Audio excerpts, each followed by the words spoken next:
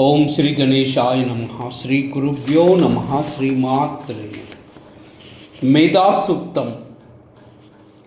ओम यश्चन्दसा वृषभो विश्वरूपाः चन्देभ्योऽद्यमृतात् सम्बभूवाः समेन्द्रो मेधया शृणोतु अमृतस्य देवधारणो भूयासं शरीरं मे विचर्षणं जिह्वा मे मधुमत्तमाः कर्णाभ्यां भूरि विश्रुवं ब्रह्मणः कोशोऽसि मेधया पिहितः श्रुतं मे गोपाय।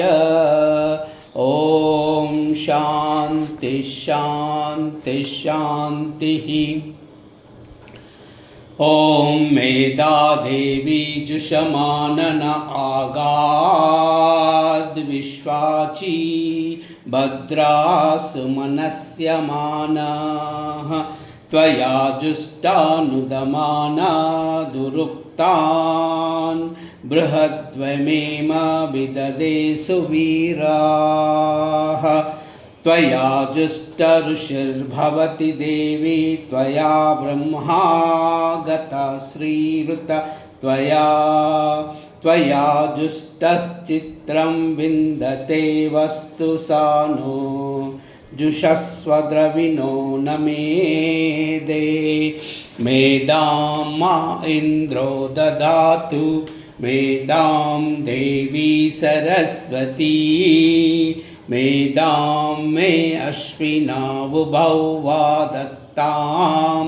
पुष्करस्रजा अप्सरासु च या मेधा गन्धर्वेषु च यन्मनः दैवीं मेधा सरस्वती सा मां मेधासुरभिर्दुषताग स्वाहा मां मेधासुरभि विश्वरूपा हिरण्यवर्णा जगती जगम्याः ऊर्जस्वती पयसा पिन्वमाना सा मां मेधासु प्रतीका जुषन्तां मयि मेधां मयि प्रजां मयि अग्निस्तेजो ददातु मयि मेधां मयि प्रजां मयि